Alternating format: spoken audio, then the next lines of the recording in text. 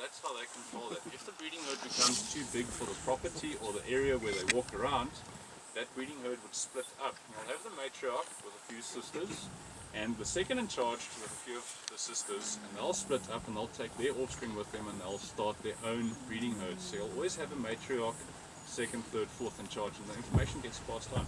That's why they say elephants never forget. It is pretty true. They don't forget. They need to know who did what, where, and how. They also map their movement throughout the park based on prior experience.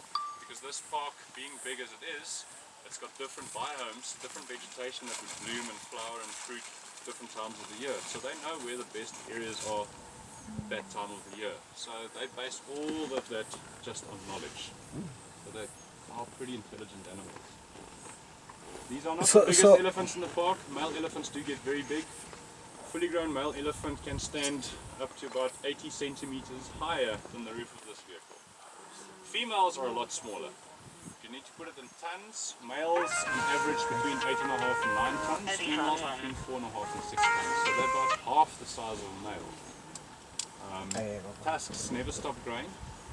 They can get up to 3 meters in length, weighing over 100 kilograms each, 220 odd pounds. So they're big animals. They're only fully grown at about 45 years of age. And the worst thing, I think, ladies, legislation period, 22 months.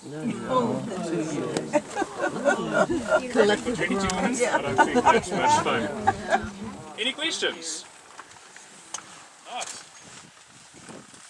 What they're doing there is basically, because it is getting quite hot now, they'll be standing underneath the tree, facing their back. There's a nice breeze coming up from the side of the hill here. And they'll be flapping their ears. As they flap their ears, they cool themselves down.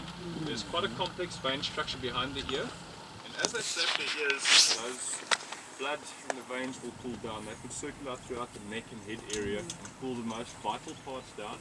And the little gust of wind that the ears generate also goes over that wrinkly skin, like a car's radiator. It's an enlarged surface area of skin, so a little gust of wind does go a lot further.